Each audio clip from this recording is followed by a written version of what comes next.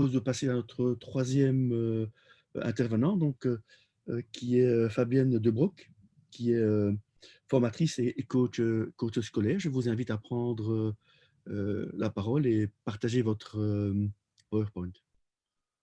Merci beaucoup Benoît et merci aux participants d'être là. Effectivement, je vais partager mon écran. Voilà, dites-moi si c'est OK pour vous. C'est bon, c'est bon. Oui, voilà.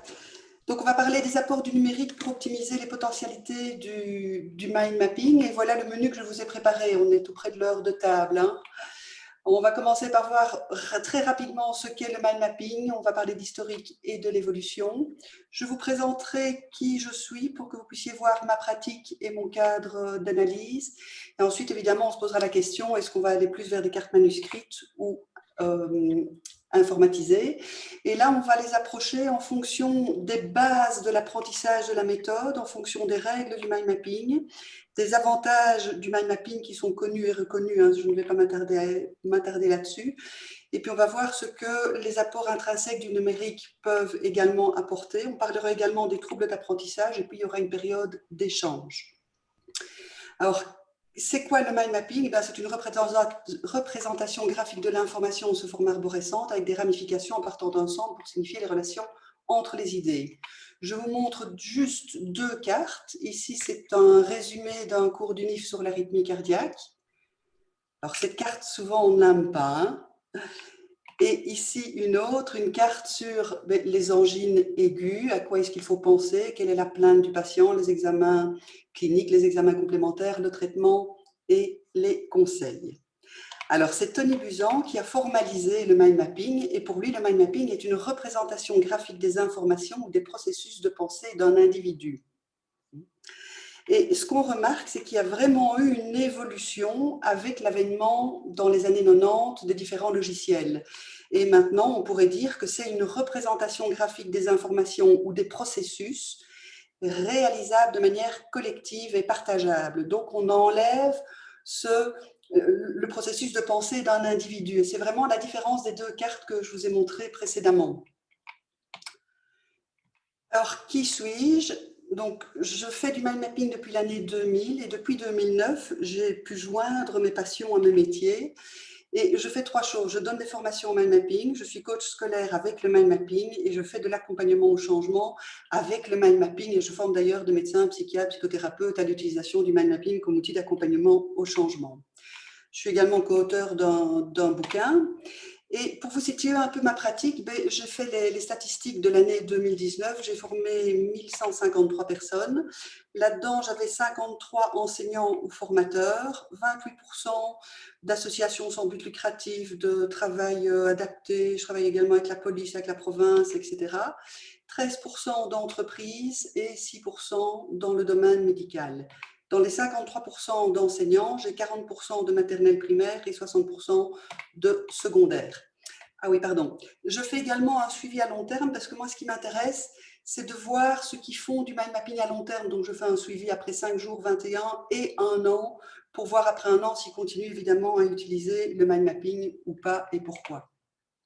J'ai également une plateforme de formation à distance où là, vous voyez que pour la formation de base, il y a 279 membres actuellement et pour la formation d'enseignants, 190.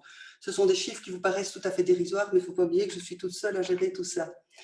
Je fais également donc du coaching scolaire. Là, en 2009, j'ai vu 68 étudiants. Je les vois 2 fois 2 heures et là-dedans, j'ai un primaire, 54 élèves de secondaire et 13 de bac et master. Et il faut dire évidemment que le public est un public privilégié, ceux qui viennent chez moi. Alors, pour parler du cadre d'analyse, je n'ai pas d'analyse scientifique, je vous partage simplement mes observations. Et l'observation, c'est vraiment quelque chose qui est important pour moi parce que ce qui m'intéresse aussi, c'est de voir, en analysant le non-verbal, par exemple, des participants, c'est de voir à partir de quel moment ce que j'ai dit et qui va les amener finalement à être beaucoup plus ouverts à cette méthode. Et je vois d'ailleurs que cette méthode est, après une journée de formation, intuitive pour 90% des participants.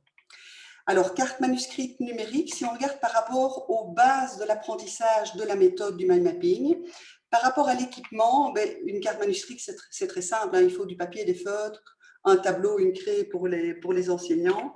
Ici, je vous montre un exemple d'un enseignant qui a mis il a créé des branches en papier plastifié qui récupèrent pour gagner du temps au tableau.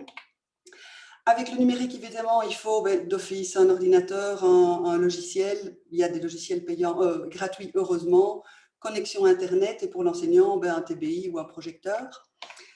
Ça relève évidemment de la fracture numérique, hein, qu'elle soit entre étudiants ou même, moi je le vois par rapport à différentes écoles.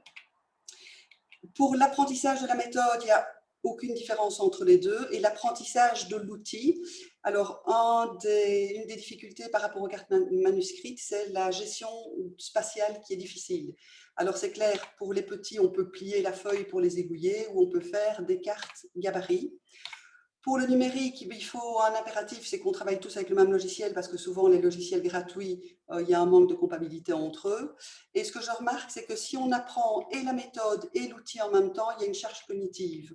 Donc il vaut mieux séparer les deux.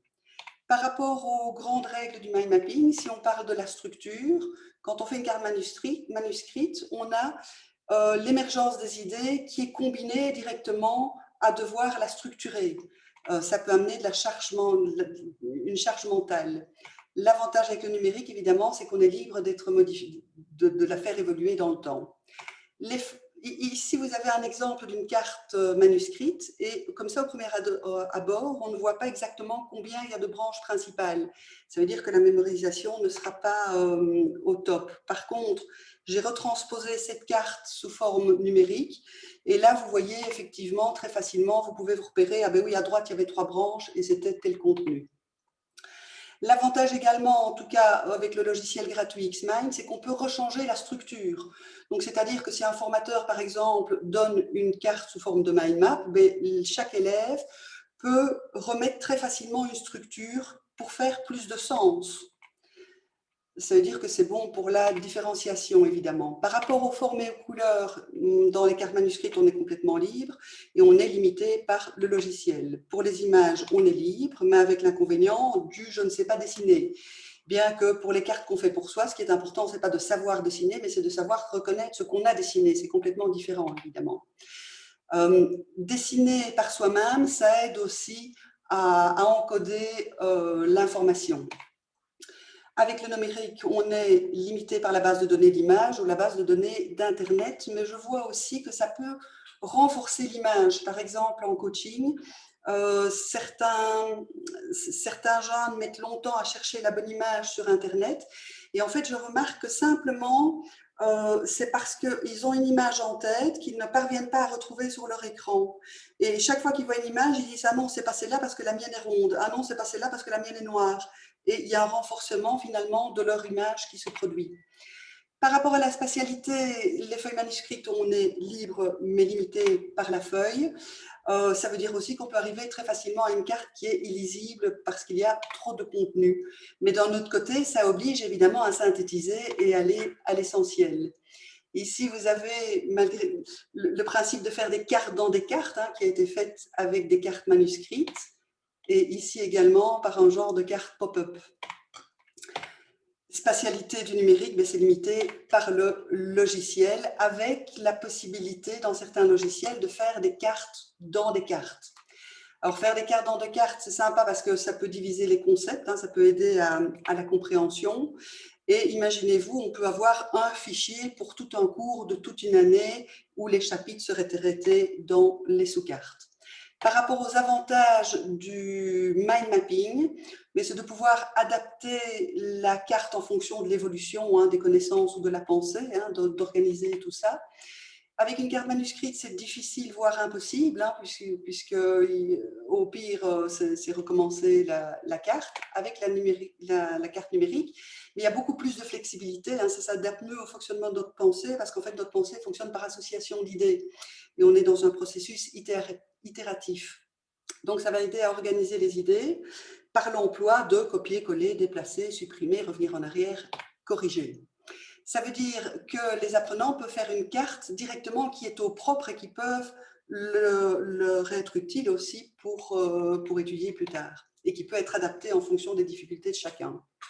Alors, ce que je vois, c'est que certains ont des difficultés pour commencer les cartes en partant du centre, donc de déterminer les branches principales et puis d'aller vers l'extérieur. Et que ça résout évidemment avec l'utilisation d'un logiciel. Il y a d'ailleurs 2 études qui vont dans ce sens, qui ont vraiment repéré que dès qu'on part d'un brainstorming ou d'une collaboration, l'apport du mind mapping est vraiment fort intéressant. Ici, je vous montre justement ce qu'on peut faire avec un logiciel. On jette toutes ces idées, si je peux dire, et puis on va commencer alors la phase de réorganisation. On va insérer des illustrations, des images, parce que le cerveau aime bien ça, et on va pouvoir faire une carte alors qui va évoluer. Alors là, je vous ai présenté un projet sur l'organisation d'une fête d'anniversaire, mais ça peut être aussi tout à fait pertinent pour la rédaction d'un mémoire ou d'un doctorat. Ce qui se passe quand on regarde une carte, c'est qu'en fait, le cerveau la voit comme une image globale. Et cette image globale, en fait, va rentrer en interaction. Il faut qu'elle soit cohérente. Et c'est vraiment il y a une discussion continue entre ce qu'on voit et ce qui se passe dans notre pensée. Et ça va mettre évidemment en évidence le quand je pense, à quoi je pense, le comment je pense, et ça va faire également effet miroir sur les distorsions qu'on pourrait avoir, d'où l'utilité de l'utiliser en accompagnement thérapeutique ou psychothérapeutique. Par rapport à la gestion du grand nombre d'informations, en carte manuscrite, ça peut provoquer de la charge mentale, de voir énormément d'informations. Avec le numérique, on va pouvoir stocker des informations sans submerger. On pourra faire des sous-cartes, on peut replier les branches aussi, on peut faire des filtres par niveau, on peut très facilement rechercher des mots ou des marqueurs et on peut faire des liens entre les différentes cartes ou les différents sujets. Ça veut dire qu'on a une vision globale, ça va aider à la compréhension. Ça, je vois, c'est souvent ce qui manque dans la compréhension. Enfin, quand j'ai en coaching des jeunes qui viennent pour une non-compréhension, souvent c'est un manque de vision globale. Ça va aider aussi à attirer l'attention, donc ça va augmenter la mémorisation, mais ça peut aussi encombrer. Je réalise moi-même des cartes qui sont géantes et parfois j'ai vraiment dur à m'y retrouver moi-même. On parle souvent de la créativité des cartes manuscrites. Alors c'est vrai que certaines sont vraiment des œuvres d'art, il y a des branches créatives, et c'est en fait le reflet de la personnalité de chacun. Quand on demande dans une classe à ce que les élèves fassent des cartes, toutes les cartes sont différentes. Alors par exemple, cette carte, c'est vrai qu'elle est très jolie, mais pour moi, elle pose plusieurs soucis. Si on regarde les branches principales, on ne voit pas en un clin d'œil combien il y a de branches principales. De même, tout ce qui est écrit là en noir, on ne sait pas très bien à quelle branche le rattacher. Il ne faut pas oublier les règles de Gestalt qui étudient les formes et la perception. Il y a la loi de la bonne forme, c'est-à-dire que les formes simples et nettes sont plus facilement et rapidement comprises et interprétées que des formes complexes. Et puis on a la loi de proximité qui joue fort pour le mind mapping, où des éléments qui sont proches sont spontanément associés pour créer un groupe. Par exemple, dans cette carte, on voit très facilement qu'il y a 6 branches principales qui sont à prendre dans l'ordre puisqu'elles sont numérotées. La branche 4, on voit qu'elle est différente. On ne sait pas encore en quoi elle est différente, mais on sait qu'elle est différente. On voit qu'il y a un lien du 1 au 2. Là, on va parler de date. Et la branche 2, c'est la branche la plus complexe parce qu'il y a le plus de sous-branches. Donc, ça veut dire qu'une carte qui respecte les lois de la Gestalt, quand on va la voir, on va déjà pouvoir déterminer des choses sur le contenu de la carte avant d'avoir lu le premier mot. La créativité par rapport au numérique, c'est clair que les cartes ont l'air beaucoup plus mécaniques, sauf peut-être le logiciel de Tony Buzan, eMindMap, mais qui lui est payant. Par rapport aux apports intrinsèques du numérique, alors il y a le multimédia, la multimodalité. C'est vrai qu'on va insérer des images, des formes. Attention toujours s'il y a une valeur ajoutée. Par exemple, ici, ça n'a aucun sens de mettre des formes différentes, puisque les couleurs pour le cerveau va directement voir que ce sont des choses différentes. Donc, c'est de garder les différences de forme pour séparer les différents niveaux. On va pouvoir jouer sur les polices, sur les symboles, sur les marqueurs. Alors là, c'est un exemple avec des marqueurs. Je me rends compte qu'en utilisant un logiciel, ce sont des choses qu'on pense à mettre parce que le logiciel les propose, et que si on fait des cartes à la main, on ne va pas y penser. L'insertion d'audio, de vidéo et une recherche facilitée sur les mots ou les marqueurs. Là, c'est un exemple de recherche sur un marqueur bien précis. On va pouvoir aussi animer, c'est-à-dire en ouvrant au fur et à mesure les branches pour que la parole suive, par exemple, le visuel.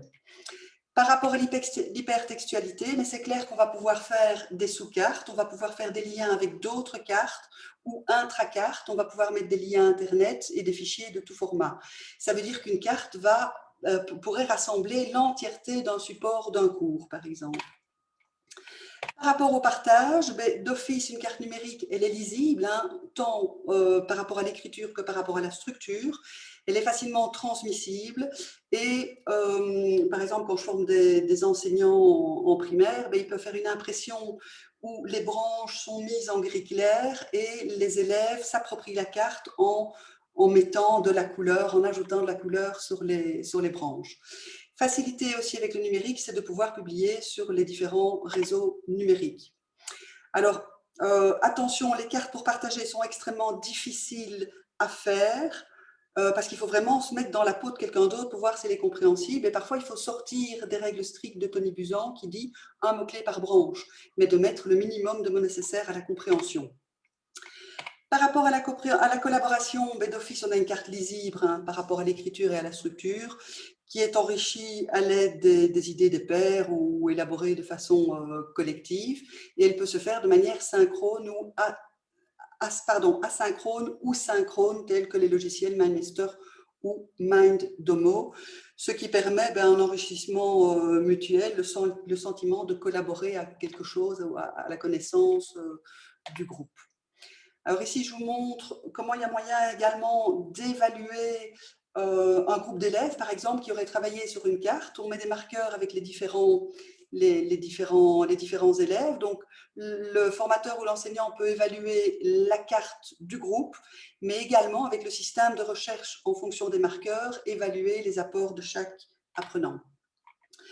Par rapport à l'attrait du numérique, on est dans du digital native. Hein, depuis 2009 que je fais du coaching scolaire, je vois vraiment l'évolution.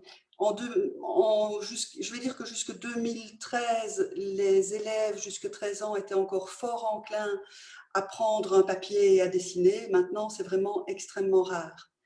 Ça permet de faire une carte qui est soi-disant plus sérieuse ou plus belle. Hein, et je vois que ça convient aux personnalités perfectionnistes. Alors là, c'est vraiment quelque chose que j'ai vu plusieurs fois dans mes formations. C'est que les personnes qui sont perfectionnistes, ça ne leur convient vraiment pas de faire des cartes à la main. Parce qu'en fait, elles ont une idée bien claire dans leur tête de ce qu'elles veulent réaliser et elles n'y parviennent pas. Et donc, ces personnes, souvent, elles sont enclines à refuser le mind mapping, alors que le souci, ce n'est pas le mind mapping, c'est vraiment l'outil qui est l'outil manuscrit qui n'est pas pertinent. Avec le numérique aussi, c'est très facile de séparer le fond de la forme. C'est-à-dire que quand on n'a plus d'idées sur le fond, on peut shifter et travailler sur la forme. Et je voyais également que le numérique renforce l'auto-hypnose. Alors là, c'est une carte, c'est un jeune. Hein. Il est venu, ses deux passions, c'était le dessin et l'iPad. Et quand je lui ai montré qu'il y avait des logiciels de mind mapping sur iPad, il était vraiment tout content. Et j'ai eu sa maman en ligne qui m'a appelé entre les deux séances en me demandant « Oui, mais est-ce que c'est normal ?» Parce que son fils, toutes les soirées, pendant des heures et des heures, il faisait une carte. Tout ça pour venir à l'engagement qu'on a avec le numérique, il y a un engagement comportemental, cognitif, métacognitif également, et émotionnel. Avec le souci, gros souci évidemment, c'est que c'est chronophage. Ça a été également repéré par une étude de Naidoo. Par rapport aux troubles d'apprentissage, alors moi j'en vois beaucoup en coaching scolaire. Ce que je vois, c'est effectivement que les bons élèves ne vont pas prendre le mind mapping. Par contre, au plus ils ont de difficultés, au plus ils vont le prendre. Je vois que, oui, que ça peut compenser le déficit de lisibilité, hein, que ce soit par rapport à la structure ou à l'écriture, et un déficit de lenteur. Ils peuvent ajuster très facilement l'emplacement des branches pour aérer, pour regrouper visuellement, et ça va focaliser leur attention avec l'ouverture et la fermeture des branches. Et l'avantage aussi, c'est qu'ils peuvent sauter du fond à la forme. Je vois par exemple que pour tous les troubles attentionnels, moi je travaille 2 heures d'affilée avec eux, on ne s'arrête pas une minute, et ils sont toujours attentifs, parce que quand je vois qu'ils décrochent sur le fond, je les fais travailler sur la forme. Je vois que ça amène un sentiment de compétence qui est directement relié au sentiment de plaisir. Alors ça, je voulais vous montrer, c'est le fils d'une prof que j'ai formée, qui a bien sûr formé son enfant. Il avait des grandes difficultés en maths pour retenir les formules. Et du coup, il fait des cartes comme ça. Alors moi aussi, je suis dyslexique. Je ne proposerai jamais à un dyslexique de faire ça comme ça. Je vous montre un exemple. Là, pour chaque mot, il a mis une illustration. Mais en tout cas, lui, ses points ont vachement augmenté, et tellement augmenté que son enseignante lui a demandé d'expliquer sa stratégie. Alors bon, je ne suis pas sûre qu'il y en a beaucoup d'autres qui vont prendre, hein. Eh bien voilà, je suis restée dans les temps. J'espère que je n'ai pas été trop vite pour vous. Je vais sortir du mode de présentation. Merci pour votre présentation, hein. C'est avec beaucoup de concepts présents. C'est un petit peu, c'est assez fleuve. Il y a beaucoup de choses intéressantes.